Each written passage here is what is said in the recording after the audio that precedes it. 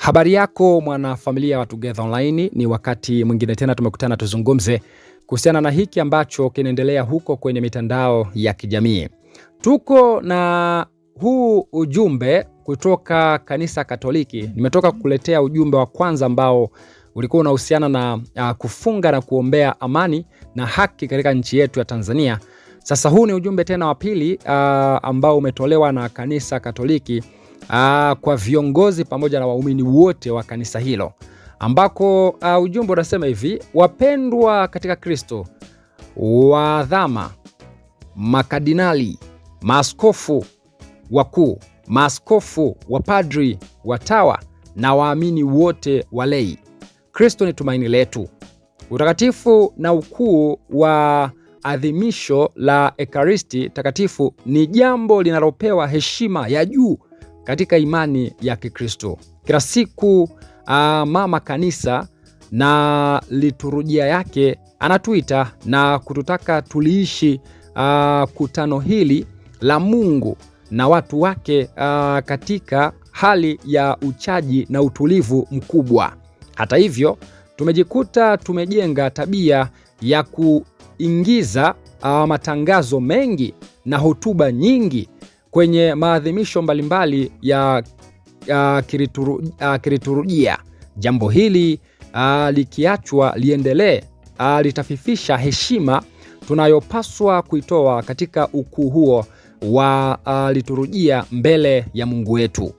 Ni katika muktadha huu mkutano mkuu wa Baraza la Maaskofu Katoliki Tanzania TEC, kikao cha 109 kilichofanyika kanisa Kurasini, Dar es Salaam tarehe 16 mpaka 19 Juni 2025, maaskofu wameagiza maboresho ya maadhimisho yanayohusu daraja takatifu, nadhiri za kitawa, ndoa, jubilei na maziko ya Kikristo. Tunapokusanyika, jamii yote ya wana wa Mungu yazingatie utaratibu huu: 1. Mwanzo wa misa. 2. Adhimisho lenyewe. Adhimisho litaazimishwa kwa kufuata mtiririko wa riti na madhehebu kama yanavyoeleza na kuelekeza. 3. Mwisho mwa adhimisho, baada ya sala ya komunio kwenye bracket, itatolewa mara moja baraka ya mwisho. Hakutakuwa na hotuba za kupongezana, isipokuwa tu mwadhimishaji ambaye anaweza kuwa paroko ama padri kama ni tukio la kiparokia, askofu wa jimbo kama ni tukio la kijimbo, rais wa baraza la maaskofu TEC kama ni tukio la kitaifa. Atatambua kwa ufupi uwepo wa wageni wa kidini, kiserikali, kijamii na waalikwa wote, bila kuwapa nafasi ya kuongea chochote, kutoa hotuba wala kusalimia. Wanasema hivi: hawa ambao ni mapadri, mapaloko ama maaskofu ama rais wa baraza atatambua kwa ufupi uwepo wa wageni wa kidini, kiserikali, kijamii na waalikwa wote, bila kuwapa nafasi ya kuongea chochote, kutoa hotuba wala kusalimia.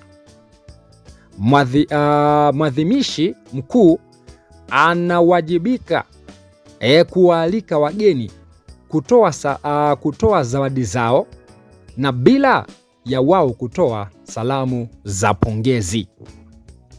Ndio ile sasa unaona taarifa kwenye mitandao ya kijamii inayosambaa kwamba kanisa la Roman Catholic limepiga marufuku wanasiasa kuzungumza kwenye madhabahu yao.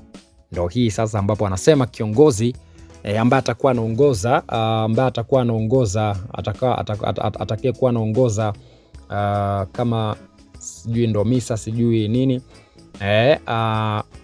atawatambua wageni kwa ufupi bila kuwapa nafasi ya wao kuzungumza na kuanza kumwaga sera zao kanisani. Na mwisho na 4, neno la mshagwera, 5 matangazo, 6 picha ambazo zitachukuliwa kwa ajili ya kumbukumbu, na 7 ni kutoa heshima na kuondoka. Unaona bwana, na hii imetolewa kwa niaba ya maaskofu wote wa TEC wenu katika utumishi kama ameweka pale sahihi yake. So hiyo ni barua ama ni tangazo kutoka kanisa Katoliki, na hapa watu sasa wakaja wakasema kwamba kanisa Katoliki wamepiga marufuku viongozi wa kiserikali na kisiasa kualikwa mbele ya madhabahu alitaren mimbarini kusalimia ama kutoa neno la shukurani au kusema chochote. Kanisa Katoliki limepiga marufuku viongozi wa kiserikali na kisiasa kualikwa mbele ya madhabahu alitareni mimbarini kusalimia, kutoa neno la shukurani ama kusema chochote. Okay? Sadaka ama shukurani zitatolewa na katekista, padri, askofu kwa niaba ya kiongozi ama mwanasiasa huyo. Naona bwana. So hiyo ndio taarifa ambayo inasambaa sana. Ndio mara hata Mange Kimambi baada ya kuwa ameposti ile barua ya kwanza kutoka Katoliki ya kuhusu kufunga na kuomba, kuna watu hapa walikuwa wanasema kwamba na sio hivyo tu bali wamekataza pia wanasiasa kufanya siasa zao madhabahuni, kwamba sio kufunga tu na kuliombea taifa amani na haki tu, bali kanisa Katoliki Tanzania limepiga marufuku kwa viongozi wa kisiasa kupata nafasi ya kusimama mbele na kutoa neno, kusalimia, kusalisha, kusalimia wala kugusa pale madhabahuni kwa vyo vyao.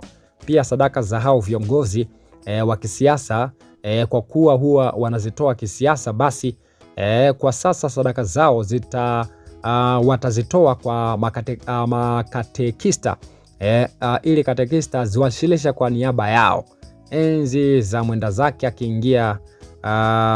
Okay. Huyu akaja akasema sisi proud to be Muslim, inabidi tusubiri kwanza kwa hawa watu, maana level zao ni level nyingine kabisa.